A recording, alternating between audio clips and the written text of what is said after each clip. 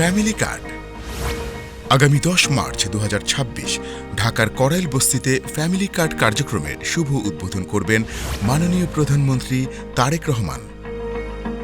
নারীর ক্ষমতায়নের মাধ্যমে নারীর অধিকার ও নারীর মর্যাদা নিশ্চিতকরণ, পরিবারের খাদ্য নিরাপত্তা, স্বাস্থ্য ও শিক্ষা উন্নয়নের লক্ষ্যে ফ্যামিলি কার্ড কর্মসূচি প্রবর্তন করেছে বর্তমান সরকার।